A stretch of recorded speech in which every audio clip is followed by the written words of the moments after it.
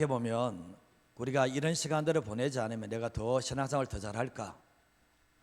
우리가 보면 이런 시간들을 보내지 않으면 어쩌면 영적인 이 습관들이 잘 잡혀서 하든 안 하든 잘하는 사람이 있는가 하면 우리가 대체적으로 보면 정말 영적으로 깨어있기 위해서 몸부림치지 않으면 안 된다는 것을 참 많이 깨닫게 됩니다. 그래서 이런 시간들이 어쩌면 여러분에게 부담이 되는 것이 아니라 이러한 시간을 통해서 단기간의 시간이지만 다시 신앙의 본질을 회복할 수 있는 그러한 은혜가 있기를 간절히 소원합니다. 우리가 보면 신앙이 내 삶에서 자리 잡기까지는 시간이 오래 걸립니다. 우리가 신앙생활 한다고 얘기하는데 신앙이 내 삶 속에서 드러나기까지는 어느 일정 기간 속에서는 계속해서 채워지는 은혜가 있어야 됩니다. 채워지는 은혜가 있을 때 밖으로 삶이 드러나는 것이지 채워지는 그 은혜가 없으면 이제 밖으로 삶이 드러나지 않는다는 것을 알게 됩니다. 내가 어느 순간에 세상에 나가서 그리스도인답게 살아가고 있고 거짓된 세상, 헛된 세상, 이런 세상 속에서 진리의 말씀을 붙들고 살고 있다는 것은 내 안에 영적인 것이 채워져 있기 때문에 그런 삶을 살아가는 것이지 내가 살아야지 결단한다고 해서 될 문제는 아니라는 것을 알게 됩니다. 우리가 오늘 설교 제목이 이제 장로님께서 기도하실 때 하나님께서 우리를 포기하지 않으시고 이렇게 하셨는데 설교 제목은 뭡니까? 하나님의 포기에 대해서 설교를 하려고 합니다. 근데 이 설교 제목이 상당히 위험하다고 느껴질지 모르지만 꼭 한 번은 설교를 하고 싶었어요. 꼭 우리 교회 꼭 한 번은 설교하고 싶었던 내용이 하나님께서도 포기하신다는 이 설교를 꼭 한 번씩 하고 싶었습니다. 우리가 사람은 포기해도 하나님은 포기하지 않는다, 이 얘기를 너무나 많이 들었거든요. 그러다 보니까 이 얘기가 사람은 포기해도 하나님은 포기하지 않는다, 그러니까 정말 이게 맞는 말이고 이게 틀린 말은 아닙니다. 근데 성경 말씀에 보면 하나님께서도 도저히 안 돼서 포기하는 사람들이 있다는 것을 성경을 통해서 우리가 볼 수가 있습니다. 예를 들면 우리가 성경 말씀에 사울 같은 사람, 정말 이렇게 복음을 위해서 하나님께 쓰임 받은 이 사울 같은 사람은 하나님께서 끝까지 찾아가셔서 포기하지 않으시고 구원을 내시잖아요. 이 모습을 보면서 우리가 하는 말이 뭡니까? 아무리 예수님을 핍박하고 아무리 예수님을 저주하고 예수 믿는 사람을 힘들게 하는 사람이라 할지라도 하나님이 구원하시고자 하면 반드시 구원을 받는다. 이거는 영적인 진리가 맞고 하나님의 사랑이 그만큼 크다는 것을 알게 됩니다. 근데 하나님이 포기하지 않으시고 기다리신다는 그 말에 심각성을 깨닫지 못하고 심각성을 깨닫고 돌아오는 사람이 있는가 하면 이 말을 도리어 역이용하는 하는 사람들이 있다는 거예요. 하나님께서 포기하지 않으시고 기다리신다고 하니까 내가 빨리 돌아가야지 하면서 돌아가는 사람이 있는가 하면 계속해서 다음에 가지 하면서 역이용하다가 결국은 하나님께서 포기해버리는 그런 사람이 될 수도 있다는 거죠. 우리가 하나님께서 오래 참으시는데 기회를 주려고 하십니다. 그러나 하나님께서 도저히 가능성이 없다고 생각하실 때 하나님께서 과감하게 돌아서시는 그 모습 또한 보게 되는데, 그래서 우리는 하나님의 오래 참음을 정말 역으로 이용하는 그런 삶을 살아가서는 안 된다는 것을 알게 됩니다. 구약의 사울왕을 세우셨죠. 하나님께서 정말 처음에는 자기 자신을 낮게 여길 때 하나님께서 사울왕을 세우셨는데, 근데 이 사울왕이 가면 갈수록 이게 마음이 굳어지기 시작하는 거예요. 그래서 하나님의 말씀에 불순종해서 제사를 제사장이 와서 드려야 되는데 자기가 드리지 않나. 하나님께서 이 아말렉을 다 진멸해버려라 그런데 진멸하지 않고 좋은 것은 자기에게 빼놓지 않나. 계속해서 하나님이 경고하시는데 계속해서 무시하는 그러한 일들이 일어나게 되었습니다. 주님께서는 회개하고 돌이킬 수 있는 기회를 주셨습니다. 그러나 전혀 돌이킬 기미가 전혀 보이지 않았던 거죠. 갈수록 더 심해지니까 하나님께서 과감하게 내가 사울을 버리겠다. 더 이상 사울에게서는 찾을 수 있는 게 없다. 그래서 하나님께서는 손을 놔버립니다. 너가 그 자리에 올라간 것도 하나님의 은혜인데 내가 주신 은혜를 자꾸 너는 왜곡시키고 자꾸 너는 이용하는데 내가 과감하게 너를 버려버린다고 하나님께서는 다윗을 선택하시는 일들이 있게 되었습니다. 근데 하나님께서 왜 버리셨을까? 조금이라도 뭔가 기대할 것이 있으면, 조금이라도 뭔가 생명력이 있으면 하나님께서 그렇게 하지 않을 것인데 처음에는 그 마음이 아니었는데 가면 갈수록 악해지고 가면 갈수록 굳어지고 가면 갈수록 하나님과 반대 길을 걸어가니까 너는 정말 안 되겠구나. 그래서 하나님께서 정말 이렇게 이제 포기해 버리시고 내가 세운 것을 후회한다라고 말씀하셨는데, 그때 이후로부터 사울이 죽을 때까지 돌아오는 모습이 있습니까? 사울이 그때 이후로부터 하나님께 돌아오는 모습이 있습니까? 다윗을 통해서 그렇게 말씀하시고 잘못됐다는 것 같지만 잠시 눈물을 흘릴지 모르지만 돌아오지 않는 그러한 일들이 있게 되었습니다. 왜 하나님께서 사울을 포기하셨는지, 포기하고 난 이후부터 그 삶을 보면 하나님께서 왜 포기하셨는지를 정확히 알게 되는데, 사울은 그 마음이 딱딱하게 굳어져서 더 이상 돌아올 수 없는 마음이 됐다는 것을 알게 되는 겁니다. 성경 말씀 시편 51편 11절 말씀을 한번 읽어보도록 하겠습니다. 나를 주 앞에서 쫓아내지 마시며 주의 성령을 내게서 거두지 마소서.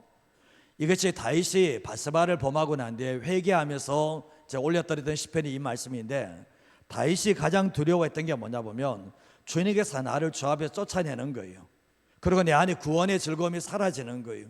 그리고 주의 성령을 내게서 죄 때문에 거둬지는 것을 가장 두려워했다는 것을 알게 되는데, 근데 사울 왕은 그렇지 않아요.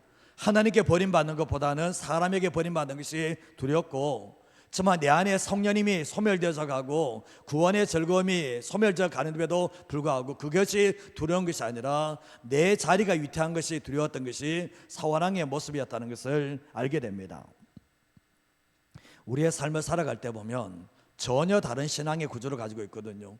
하나님께 버림받는 게 두려운 사람이 있는가 하면 사람에게 버림받는 게 두려운 사람이 있고, 내 안에 정말 영적인 것이 소멸되어져 가는 것이 두려운 사람이 있는가 하면 반면에 내 삶의 육신으로 보이는 것이 사라져 가는 것이 두려운 사람들이 있다는 것을 알게 되는데, 영적인 사람과 육적인 사람의 차이가 엄청나게 크다는 것을 말씀을 통해서 보게 됩니다. 저와 여러분의 삶관이 어떻습니까?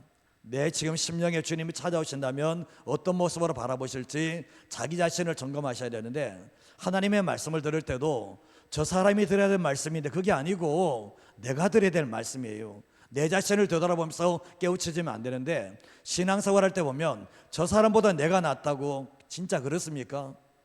진짜 그래요? 되돌아보시면 자기 자신을 볼 줄 모르는 눈이 안 열리면 신앙은 정말 위험해진다는 것을 알게 되는데, 제가 설교 시작할 때 이 하나님의 포기라는 주제를 가지고 꼭 한번 설교를 하고 싶었는데 오늘 두 곳의 말씀을 가지고 함께 나눠보도록 하겠습니다. 첫 번째로 하시는 게 뭔가 한번 읽어보도록 하겠습니다. 하나님이 내버려 두는 사태가 벌어지기 전에 회개하며 돌아오도록 해야 합니다. 보면 어떤 사람들이 처음에는 마음이 조금 있어요. 근데 시간이 지나다 보면 이 마음이 조금 있을 때 돌아오지 않으면 가면 갈수록 간격이 넓어지기 시작합니다. 그리고 또한 주변에 있는 사람들도 그 모습을 보면서 이 안에 언젠가는 돌아오겠지 생각은 하지만 마음의 간절함은 없는 그런 모습으로 살아갈 수가 있는 거예요. 세례 요한이 광야에서 외쳤는데 뭐라고 외쳤습니까? 회개하라, 천국이 가까이 왔다 얘기했죠. 근데 예수님께서도 사역을 시작하면서 동일하게 말씀하셨던 것이 회개하라, 하나님의 나라가 임했다라고 말씀을 하셨습니다. 천국과 하나님 나라에 들어가는 기준은, 조건은 회개입니다. 회개 없는 구원은 없고, 회개 없이 천국 갈 수 없고, 회개 없이 하나님 나라에 들어갈 수 없다는 것을 말씀하는데, 어느 순간에 자기 자신의 죄인됨에 대해서 깨닫지 못하고, 그리고 자기의 인생의 주인이 자기에 대해서 정말 버젓이 살아감에도 불구하고 나는 구원받았다라고 말하는데, 그 누가 준 구원이에요? 그 누가 준 구원이에요? 그거? 그 하나님이 주신 구원 맞습니까? 내가 죄인됨을 알지 못하고, 내가 뼛속까지 죄인이라는 것을 알지 못하고, 내가 내 인생에 주는 데서 내 마음대로 살아가는데 누가 구원을 준다는 거예요? 그 하나님이 주시는 구원이에요? 아니면 내가 만들어낸 가짜 구원이에요? 내 삶은 하나도 다들어지는 것도 없고, 내가 예수 믿을 때나 믿지 않을 때나 교회 다는 것 외에는 다른 거 없고 내 마음대로 살아가는 사람들이 성경에서 어떻게 구원을 받았다라고 얘기하는 겁니까? 그 사람은 구원받은 사람이 아니에요. 그 사람은 하나님의 자녀가 아니라는 거예요. 이걸 깨닫지 못하면 평생 동안 그런 모습으로 살다가 결국 내가 교회는 열심히 다녔지만 정말 죽고 난 뒤에 가보니까 지옥에 떨어져 있는 그런 모습을 반드시 발견하게 된다라는 거예요. 제가 말씀을 드린 게 뭐냐 보면, 내가 죄인 된 것을, 하나님을 떠난 죄인 것을 알고 내 마음대로 살았던 이 모든 삶이 죄라는 것을 알고 돌이키는 회개가 없으면 그 사람에게 하나님의 구원의 역사가 없다라고 성경은 분명하게 말씀을 합니다. 그래서 우리는 삶을 살아갈 때 내가 정말 구원자 되시는 예수님을 붙들고 있는가를 확인하지 않으면 안 된다는 것을 알게 됩니다. 로마서 1장 18절과 19절 말씀해 보시면 하나님의 진노가 불의로 진리를 막는 사람들의 모든 경건하지 않음과 불의에 대해서 하늘로부터 진노가 임한다라고 말씀을 합니다.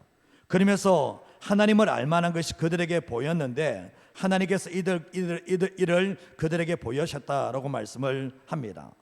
근데 우리가 자연 만물을 봐도 하나님의 존재를 인정할 수밖에 없어요.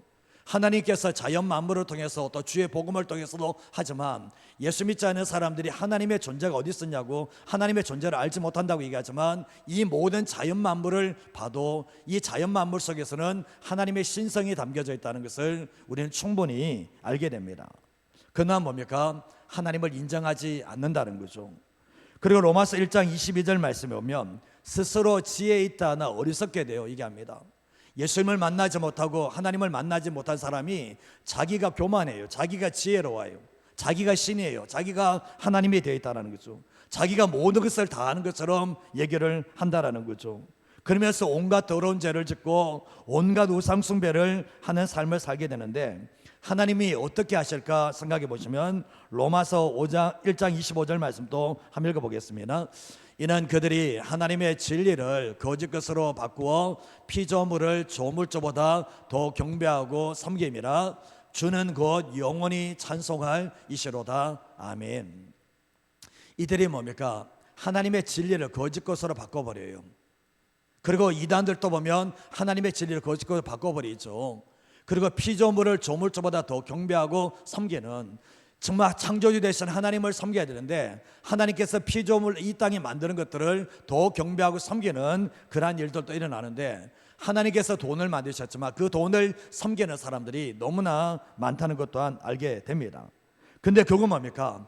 계속해서 마음이 굳어져 가고 마음이 닫혀져 가는데 오늘 26절에서 28절 말씀에 두 번이나 반복하는 게 뭐냐 보면 이 때문에 하나님께서 그들을 부끄러운 욕심에 어떻게 합니까? 내버려 두신다는 거예요. 그러니까 네 마음대로 한번 살아봐. 네 마음대로 한번 살아봐. 그리고 뒤에 보면 이제 동성애에 대해서 26절 말씀도 이야기하고 27절 말씀에도 동성애에 대해서 얘기를 하는데 부끄러운 일을 함으로 말미암아 상당한 보응을 그들이 받게 되는데 28절 말씀에 한번 읽어보겠습니다. 또한 그들이 마음에 하나님 두기를 싫어하며 하나님께서 그들을 그 상실한 마음대로 내버려 두사 합당하지 못한 일을 하게 하셨다라고 말씀하고 있죠. 그러면서 뒤에 온갖 죄악들이 등장을 하는 모습을 보게 됩니다. 마음에 하나님 두기를 싫어하거든요. 정말 죄인들은 마음에 하나님 두기를 싫어하니까 하나님께서 어떻게 합니까? 그러면 네 마음대로 한번 살아봐. 상실한 마음대로 주님은 내버려 버린다고 얘기합니다. 내버려 버리고 그리고 네 죄 짓는 거 네 마음대로 한번 살아봐. 그러면서 주님은 완전히 포기한 듯한 느낌을 가지면서 네가 나를 인정하지 않으니까 너가 정말 기회를 그렇게 많이 줌에도 불구하고 내게 돌아오지 않으니까 그러면 네 마음대로 한번 살아보라는 거예요. 주님께서 그러면서 내버려 두셨다라고 표현을 하고 있다라는 거죠. 하나님께서 결국 뭡니까? 하나님께서 얼마나 마음이 아프셨으면 얼마나 정말 아들 예수님 죽이시면서까지 복음을 전하고 하나님께서 그를 사랑할 그렇게 끊어 안으려고 노력했지만 자기 멋대로 살아가니까 주님이 하시는 말씀은 그러면 내가 포기할 테니까 네 마음대로 한번 살아보라는 거예요. 주님께서 그렇게 분명히 말씀을 하고 있는 거죠. 오늘 이 말씀을 보면 회개하고 돌아오기는 너무나 늦은 모습, 회개하고 너무나 늦어서 주님께서도 정말 애절한 손으로 계속해서 돌아오기를 구애를 하고 계시지만 계속해서 어긋나는 이런 모습을 보면서 하나님께서도 너 도저히 안 되겠구나, 너 정말 도저히 안 되겠구나, 그러면 네가 지금까지 네 인생 주인대로 살은 것처럼 앞으로 네가 네 인생 주인대로 살아서 그 결과는 내가 책임지지 못해. 그렇게 살아봐. 주님이 그렇게 말씀을 하고 계시거든요. 로마서 2장 4절에서 5절 말씀부터 한번 읽어보겠습니다. 혹 내가 하나님의 인자하심이 너를 인도하여 회개하게 하심을 알지 못하여 그의 인자하심과 용납하심과 길이 참으심이 풍성함을 멸시하느냐. 다만 내 고집과 회개하지 아니한 마음을 따라 진노의 날 곧 하나님의 의로운 심판이 나타나는 그날에 이 말 진노를 내게 쌓는도다. 지옥 가는 분들의 특징이 있습니다. 고집이 세요. 그리고 지옥 가는 사람들은 하나님의 끊임없는 사랑을 뿌리친 사람들이 어디에 가는가? 지옥에 간다는 것을 알게 되잖아요. 근데 하나님의 인자하심과 우리 2장 4절 말씀에 하나님의 인자하심과 용납하심과 길이 참으심이 풍성함을 오히려 역용해서 멸시하는 사람들이 결국은 다 지옥에 들어갈 수밖에 없다는 것을 분명히 말씀을 하고 있습니다. 근데 이런 사람들을 향해서 우리가 어떻게 될까? 하나님은 오늘 말씀에 보면 사도 바울이 그런 뭡니까? 이런 사람들을 하나님은 내버려 두신다라고 말씀을 하는데, 그러면 그런 사람에 대해서 우리가 어떻게 해야 되는가 말씀을 하고 있는데, 에스겔서 22장 30절과 31절 말씀을 한번 읽어보겠습니다. 이 땅을 위하여 성을 쌓으며 무너진 데를 막아서서 나로 하여금 멸하지 못하게 할 사람을 내가 그 가운데서 찾다가 찾지 못하였으므로 내가 내 분노를 그들 위에 쏟으며 내 진노의 불로 멸하여 그들 행위대로 그들 머리에 보응하였느니라. 주 여호와의 말씀이니라. 이게 뭘 얘기하는 겁니까? 하나님께서는 하나님의 성을 멸망하기로, 유다 백성들을 멸망하기로 결정을 하셨는데, 정말 하나님 앞에 애절한 마음으로 이 성을 쌓으며 무너진 데를 막아서서 멸하지 못하게 할 그 한 사람을 찾는데, 그 사람이 없는 거예요. 그래서 그 성이 멸망을 하고 하나님의 보응을 받았다라고 분명히 말씀을 하고 있습니다. 우리의 삶을 살아야 돼 보면 하나님께서도 보면 기다리니까 네 마음대로 한번 살아보라 이렇게 하잖아요. 근데 그 하나님의 마음을 알고 하나님께 기도하는 사람들이 있을 겁니다. 하나님, 내 남편, 내 아들, 내 자식들 포기하지 말아달라고 기도하는 사람이 있는데, 하나님은 정말 손을 놓고 싶은데, 하나님은 정말 손을 놓아버리고 싶은데, 정말 그 사람이 정말 애절하게 포기하지 말아달라고 하나님 앞에 몸부림치면 그 사람을 찾는다라고 주님이 말씀을 하고 계시는 거예요. 근데 어느 순간에 보면, 제가 보니까요, 우리 교회 안에서 정말 불신 가족들이 상당히 많이 있거든요. 상당히 많이 있는데 돌아오는 사람들이 있는가 하면 돌아오지 못한 사람들이 있습니다. 근데 보면 정말 이렇게 기도하면서 얼마나 애절한지는 알겠어요. 근데 어쩌라겠지만, 근데 보면 계속 끊임없이 도망가는 이런 모습을 보게 되거든요. 그러나 그런 광경을 바라보면서 어떤 분들의 마음속에는, 죄송한 표현이지만, 마음에서 언제가 돌아오겠지 뭐, 그런 거를 기도할 때 애절함이 전혀 안 느껴지는 그런 모습으로 나갈 수가 있다는 거예요. 지금 성이 무너져 내려가는 상황 가운데서 정말 좀 지금 주님이 오셔도 아무런 문제 없어요. 주님이 온다게 복음이 전해졌고 정말 주님께서 오시겠다라고 말씀해, 지금 초대교회부터 지금까지 예수님의 재림을 기다리는데 지금 주님이 오셔도 아무 문제가 없거든요. 그러면 어떻게 하실래요? 내 구원 받았으니까 괜찮은 거예요? 정말 괜찮은 거 아닙니까? 솔직하게 되돌아보시면, 여러분 생각해 보시면, 우리는 자꾸 하나님이 길이 참으신다 그러니까 그걸 역용해요. 언젠가 돌아오겠지. 그러고 난 뒤에 내 안에 절박한 마음도 없어. 정말 저는 그런 분 보기를 원하는데, 이 정말 이렇게 의자가 부서져도 괜찮아요. 정말 내 가족 구원해 달라고 통곡하면서 그런 기도가 우리 안에서 나와야 돼요. 아니면 정말 우리 시간이 흘러갈수록 마음이 더 딱딱해지기 때문에 더 돌아오기 힘들다는 것을 왜 모르십니까? 얼마나 힘들다는 것. 우리가 찬송에도 보면 구원으로 인도하는 그 찬양이 있잖아요. 구원의 문 닫힌 후에 들어가고 싶으나 한 번 닫힌 구원의 문 열려지지 않는다는 거예요. 열려지지 않는다는 거죠. 저는 과거에 저도 어렸을 때부터 신앙생활을 했으니까 정말 이렇게 가족의 구원을 위해서 그렇게 몸부림치는 사람 정말 많이 봤습니다. 근데 오늘날 보면 그 모습을 사실 보기가 힘들어요. 왜 그러냐 보면 내 가족의 구원보다 더 중요한 것이 이 땅의 삶이 더 중요하다고 생각하는 거예요. 그러다 보니까 내 자식 지금 지옥 가는데 그 부모가 눈물도 안 나와. 그분은 제가 묻고 싶어요. 구원받으면 맞아요? 정말 구원 받으셨어요? 천국 갈 수 있어요? 저는 아니라고 봐요. 그거는 내가 구원 받았는데 내 주변 사람이 죽어져 나가는데 애절함이 없다. 그게 어떻게 구원받은 사람의 모습이에요. 그거는 내가 어떻게 내 가족을 사랑하는 사람의 모습이냐는, 그게. 오늘 심각하게 말씀하십니다. 하나님께서도 놓고 싶은 사람이 있다는 거예요. 여러분 가정에 그런 분 안 계십니까? 그러면 어떻게 되냐?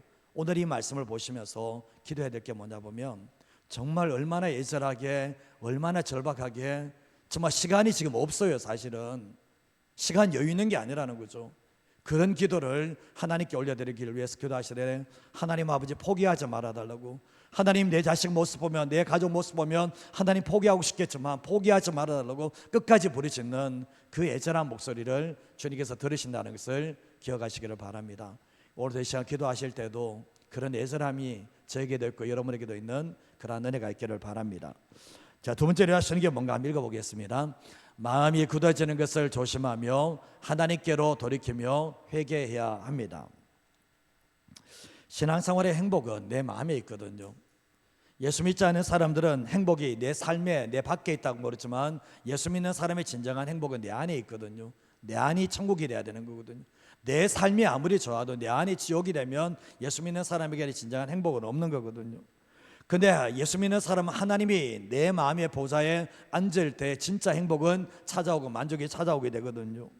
근데 우리가 되돌아보면 주님만 사랑하고 주님이 내 삶의 주인 되어 있고 주님만 갈망하는 삶을 살아가는 그 삶에 때 얼마나 행복했는지, 얼마나 세상에서 아무것도 가지지 못했지만 얼마나 기뻤는지를 생각해 보시면, 지금 내 삶을 한번 되돌아보십시오. 내 삶이 지금 다 좋아졌고 내 삶이 정말 너무나 평안한 삶을 살아가는데 정말 내 심령은 어떤가? 내 심령은 어쩌면 영적으로 병들어가고 내 심령 영적으로 힘들어지는 모습은 아닌가? 우리의 삶을 바라보면은 내 영적인 마음을 바라보는 것이 더 중요하게 되거든요. 근데 우리가 잘 아시다시피 하나님의 가치가 아니라 세상의 가치를 따라 살게 되면 우리 영혼에 빨간불이 들어오기 시작합니다. 그러면서 이제 마음이 굳어지기 시작하거든요. 마음이 굳어지기 시작하면서 이제 시간이 좀 지나다 보면 어떤 말을 들어도 이제는 듣고 흘려버립니다. 제가 그랬으니까요. 어떤 말 들어도 흘려버립니다. 그리고 심각하게 받아들이지 않아, 아무 일 없는 것처럼 그렇게 삶을 살아갑니다. 오늘 이제 민수기 말씀 보면 가데스 바네아에서 이제 모세가 12명의 정탐꾼을 이제 가나안 땅에 보내게 되잖아요. 돌아와서 보고를 합니다. 10명의 정탐꾼의 이 보고는 하나님의 생각과 하나님의 관점을 다 빼버립니다. 오직 사람의 생각과 이 눈에 보이는 환경에 따라서 이제 관점으로 보고를 하게 되잖아요. 믿음의 사람, 영적인 사람은 말씀에 반응을 하게 되지만 혼적인 사람은 뭐에 반응을 하면 눈에 보이는 환경에 반응을 하게 돼 있다는 거죠. 여호수아 갈렙도 뭡니까? 환경을 봤지만 하나님의 말씀에 반응하지만 10명의 정탐꾼은 뭡니까? 하나님의 말씀에 반응하는 영적인 사람이 아니라 혼적인 반응, 눈에 보이는 상황에 반응을 하고 있었던 거죠.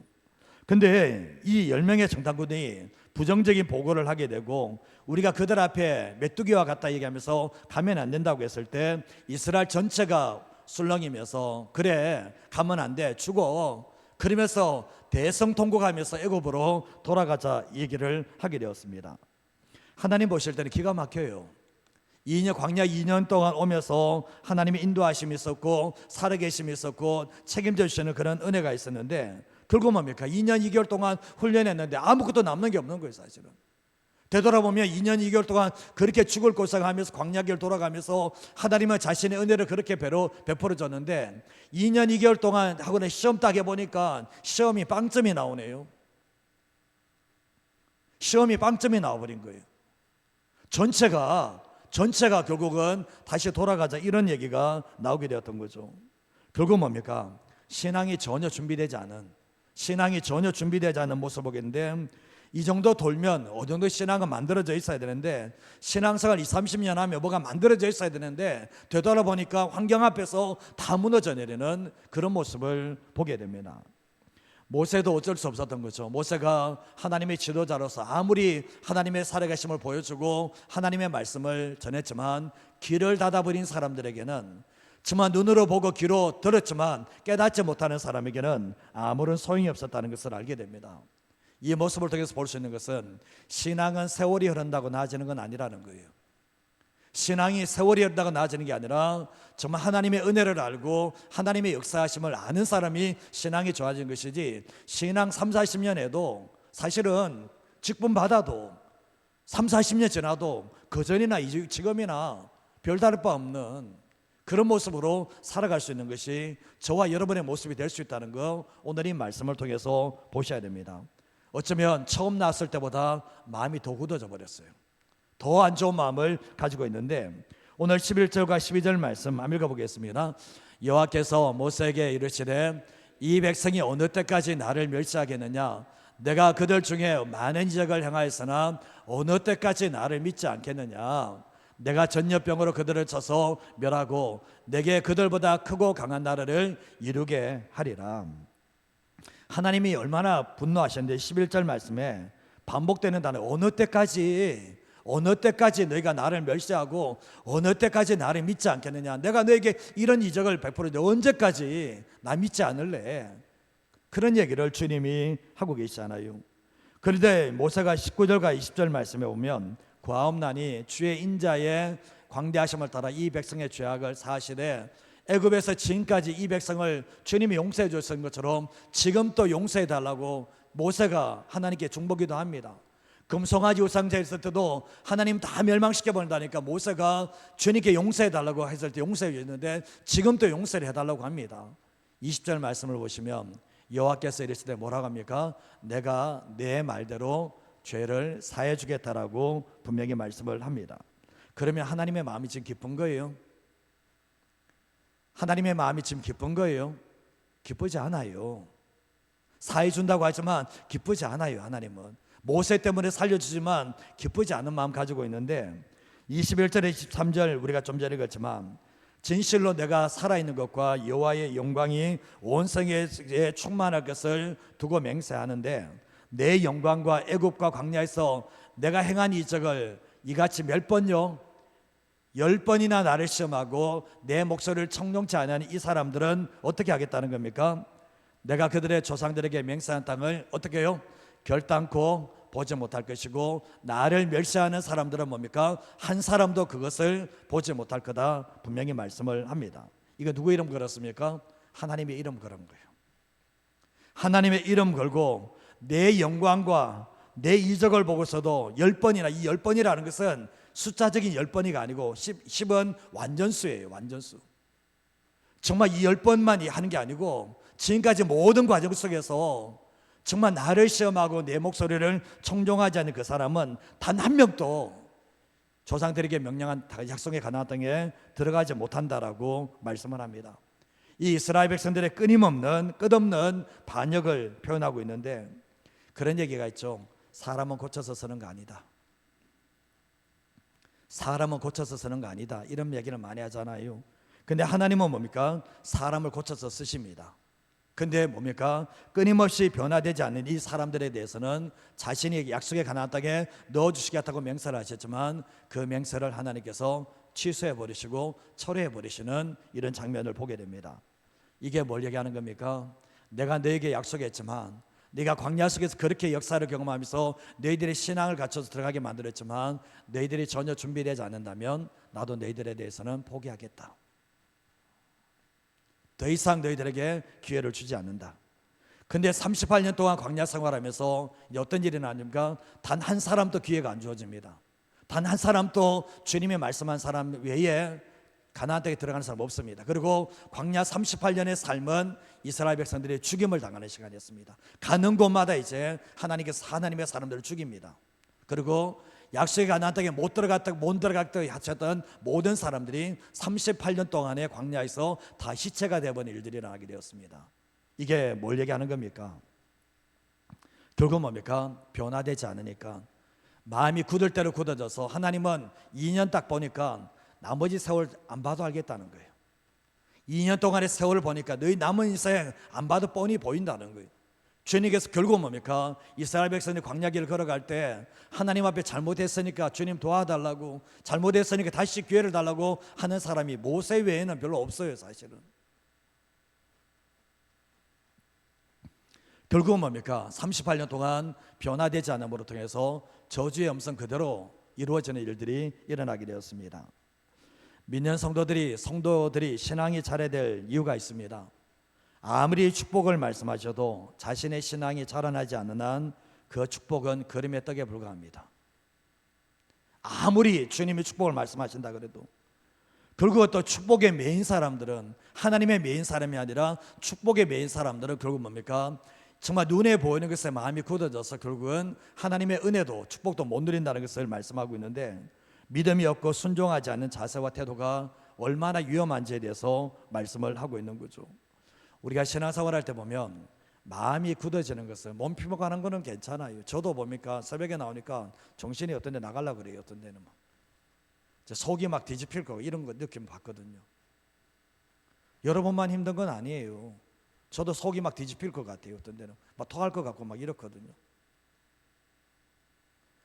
우리의 삶을 살아야 돼. 이게 중요한 게 아니고요. 내 몸 평안한 게 그게 아니고요. 내 마음이 굳어지는 게 힘든 거예요. 사실은 하나님에 대해서 내 마음이 굳어지는 것이 얼마나 힘든 것인가. 내 마음이 하나님 앞에 부드러운 마음을 가지고 있어야 되는데, 내 마음이 굳어지니까 무슨 얘기를 해도 안 들리는 거예요. 무슨 얘기를 해도 안 들려.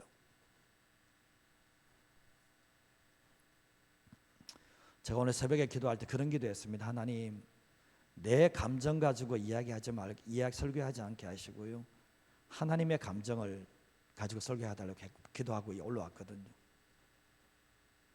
우리가 이제 삶을 살아갈 때 내 상황을 보면서 내가 안심을 해버리면, 내 주어진 삶에 내 가진 것 보면서, 내 상황 보면서 내 마음이 안심을 해버리면 내 심령은 병듭니다. 내 심령은 병들어갈 수밖에 없는 거죠. 우리가 성경에서 우리가 찬양할 때도 마냥 좋으신 하나님만 찬양하는 분들, 좋으신 하나님, 좋으신 하나님, 저 정말 이거 좋아하고 많이 불렀습니다. 그러나 좋으신 하나님을 찬양한다고 하면서도 불구하고 내 병들어가는 심령과 내 잘못된 행위를 돌이킬 마음이 없으면 하나님께서도 어쩔 수 없는, 제가 교회 안에서 이런 분 봅니다. 주님께서 갈 때까지 갔는데도 주님은 그 사람은 자신의 마음이 지금 병들어 있고 굳어져 있는 것을 몰라요. 끝까지 갑니다. 끝까지 가. 그래서 마지막 순간까지 그 마음이 주님께 돌아오지 않는 몸을 보게 되는데, 그 이유가 뭐냐 보면, 하나님께서 돌이키라고 할 때 계속 돌이키지 않으면 그 마음은 끊임없이 굳어져 간다는 것을 알게 되는 거예요. 왜냐하면 사람의 본성이 그런 본성을 가지고 있기 때문에 그렇습니다. 에베소서 5장 16절과 17절 마지막 구절인데 한번 읽어보겠습니다. 세월을 아끼라, 때가 악하니라. 그러므로 어리석은 자가 되지 말고 오직 주의 뜻이 무엇인가 이해하라. 여기서 세월을 아끼라는 것은 하나님께서 허락하시는 중요한 시기, 금방 지나가 버리는 특별한 기회를 붙잡아야 된다는 거예요. 이 가나안 땅을 왕기한을 돌았다는 사람은 이 2년의 시간이 특별한 시기였거든요. 이 특별한 시간을 못 잡아버린, 금방 지나가는 이 특별한 기회를 붙잡지 않기 때문에, 그럼 뭡니까? 이 가나안 땅에 들어가지 못하고 정말 광야에서 다 죽어버린 일들이 일어나게 되었거든요. 우리가 보면 정말 주어진 환경 속에서 어떠한 대가, 어떠한 희생을 치른다 할지라도 기회를 놓치지 않는 게 중요한데, 여러분 보면 저도 오늘 첫 번째 말씀을 드렸던 것도 가족의 구원, 내 주변 사람들의, 믿지 않는 사람들의 모습이 있잖아요. 이 모습이 정말 시간이 가면 갈수록 정말 우리의 마음은 더 애절해져야 돼요. 그 사람을 하나님께서 손 놓으려 그랬는데, 내가 이걸 하나님 중간사에서 내가 붙잡아야 되는 거예요. 이거 예수님 붙잡고 있는 거잖아요. 그런 모습이 있어야 되고, 또한 더 나아가서 우리의 삶에 내 자신의 모습 또한 끊임없이 조심해야 될 게, 끊임없이 십자가 앞에 가야 될 게 뭐냐 보면, 우리 모습들은요, 저도 그렇습니다. 상황만 보면 마음이 굳어져요. 이 마음이 굳어지고 주님에게서 마음이 떠나요, 자꾸. 그래서 우리는 신앙생활 할 때 늘 내 마음이 굳어지지 않게 주님 앞에 가야 되고 십자가 앞에 가야 되는 거예요. 그때 하나님께서 내 마음이 굳어진 마음들이 다시, 돌 같은 내 마음들이 다시 부드러운 마음으로 바꿔주시는 하나님의 역사가 있게 됩니다. 여러분은 잘 아시다시피 마지막 예화인데요, 죽은 꽃에는 물을 아무리 줘도 그 물은 흘러가지만 더 가진 않아. 우리의 심령이 그렇습니다. 우리의 심령이 굳어질 대로 굳어져 버리면 하나님의 말씀, 하나님의 은혜가 들어와도 한 귀로 듣고 한 귀로 흘러버리고 내 마음에는 남는 게 없어요. 이게 제일 무서운 거예요. 차라리 저는 목회자 안 됐으면 좋았겠다 이런 생각 정말 많이 합니다. 진짜 제가 목사가 복이라고요. 저는 짐이에요. 사실은 솔직히 이게 짐입니다. 저도 못하는데 누구 보고 하라 그러니까. 나도 못 사는데 누구 보고 살아라는 거예요. 원로 목사님 계시지만 사람 똑같습니다. 자신도 못 살면서 누구 보고 살아라 그래. 제가 이 마음을 제가 하니까요. 어떤 데는 미치고 싶어요. 내가 이거 계속해야 되나? 그러면서도 포기하지 못하는 게 뭐냐 보면 다시 내 마음을, 굳은 마음을 다시 일으키고 다시 주님께 나갈 수밖에 없는 거죠. 오늘 이 말씀을 기억하시면서 우리는 늘 하나님의 포기라는 이 단어를 기억하셔야 돼요. 사랑에만 생각하지 마시고 하나님께서 포기도 있다라는 거 생각하신다면 오늘도 내 자신의 마음을 하나님 앞에 굳은 마음이 아니라 부드러운 마음으로 바꿔내야 되고, 그것은 주님께 나아갈 때만 가능한 일이고, 내 주변 사람들 하나님께서 버려들은, 완전히 버려버리는 그 사태가 일어나기 전에 되도록해 주시도록 위해서 기도하는 그러한 삶이 되시기를 주님의 이름으로 축복합니다. 하나님께서 보기를 원하시는 것은 상하고 통회하는 마음, 그거거든요. 그 마음을 가지고 하나님께 나가는 자리가 되시기를 주님의 이름으로 축복합니다. 이제 같이 찬양